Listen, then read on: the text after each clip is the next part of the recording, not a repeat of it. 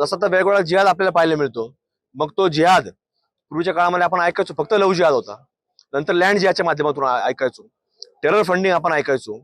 आणि हे वेगवेगळे जिहाद पाहत असताना निवडणुकीच्या माध्यमातून देखील बोट जिहाद आपण पाहिला. आणि आज आपल्याला नवीन जिहाद पाहायला मिळाला. नाशिक जिल्ह्यामध्ये जी घटना घडली, हा कॉर्पोरेट जिहाद आपल्याला पाहायला मिळाला. की फार उच्च शिक्षित म्हणायचं, कॉर्पोरेट सेक्टरमध्ये काम करायचं, पण तिथं देखील काही या वेगळ्या शक्ती, जिहादी शक्ती तिथं काम करतात. तिथं शिक्षण घेतलेले काही जिहादी प्रवृत्तीचे लोक तिथं नोकरीला पाठवतात आणि तिथं त्या मुलींना, महिलांना त्यांचं शोषण करणं, त्यांना धर्मांतरा करता प्रवृत्त करणं आणि त्यांना गोमांस खायला लावणं, असे वेगळे प्रकार FIRच्या माध्यमातून नाशिक जिल्ह्यामध्ये दाखल झालेत.